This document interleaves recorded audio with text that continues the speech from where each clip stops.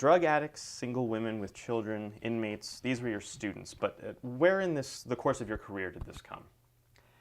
After I had retired from public education, when we were together in the classroom in 2003, excuse me, I went to just a part-time job working at Armstrong World Industries in their lab area. And I was there for 18 months figuring that's what I'm going to do to fill my retirement time. And then I got a call from the Lancaster-Lebanon Intermediate Unit, and it was to teach in the Lancaster County Prison. Well, I was totally baffled by that even call. And then... Why were you? Well, I guess that was the last thing I was ever expecting, the fact that I was even thought of.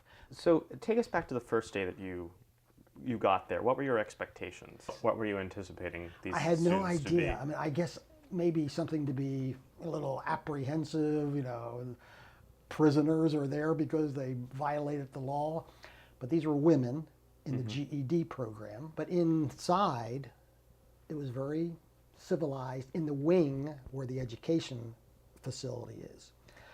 I hadn't been to the cell blocks yet, so I didn't know what to Did you eventually go to the cell blocks? Was Oh, that yes, a day? Yeah, cell blocks would have been a daily routine visit for me. So what was that experience like, going in to actually get to them?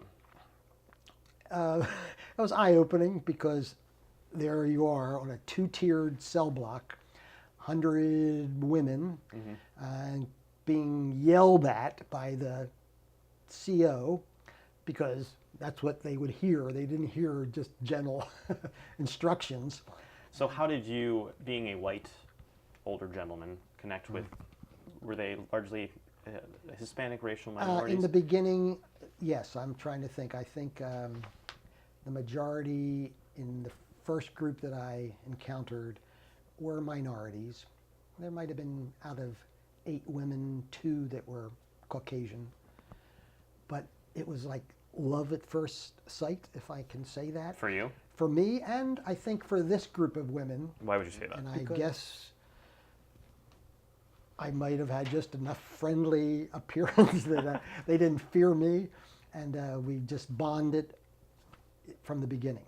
So, I never felt like an outsider. Were there any really bad days in your time there?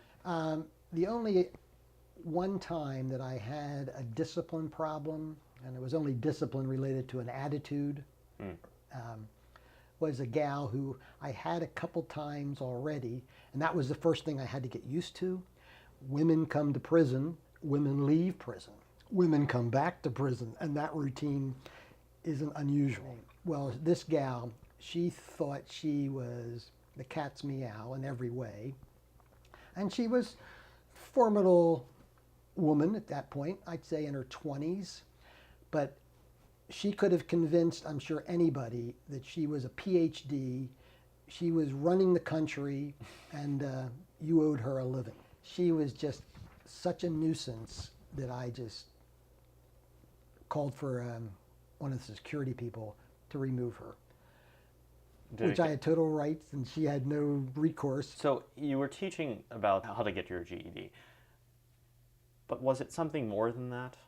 Yeah, the biggest thing to me, besides the 5 subjects that the GED which will test, was just to make women aware of what life really is like beyond the world from which most of them came, which was usually a setting that put them back in the drug scene as opposed to getting help and support from family. Of all the women that I had, and I recently was trying to guess, but I'm sure there was a couple hundred that I would have had contact with, all but the few were not mothers. Wow. And the hardest thing and saddest thing for me was to think you would never allow yourself to be taken from your children because of silly things, and the addiction part of it, even though that's an addiction, they had to make that first choice, but they just don't know the seriousness that it can lead to. So how did you teach them and try to instill those values, or at least show them that different world? Through a lot of different extra discussions, topics, movies. I always tried to present to them very positive movies, not just entertainment movies. And Such as? the best, and this is the one that I included in every group's course, was A Diary of Anne Frank. Ah. And I'm going to cry because Okay. it makes that just rise up in me. And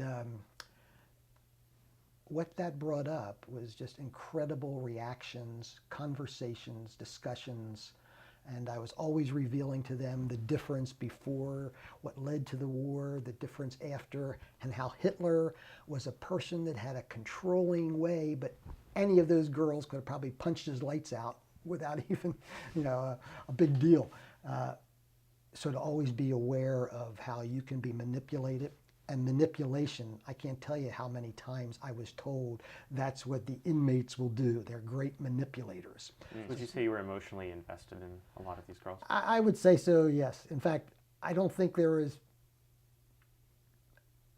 many, if any, that I would never invite at home, And my wife always, when she heard me say that, and I would be sharing that with some other people and friends, I think that all startled them.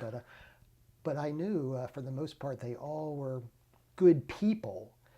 They just didn't have the opportunities. They get subjected and pigeonholed into a lifestyle that limits their opportunities and experiences. And so your goal is to expose them to more. To make them aware. I can't tell you how many times I probably said that. I just want, maybe we even said that in your group, to be aware of things. You don't have to master everything, but just be aware. There's something else. There's another way of looking at things. People are different.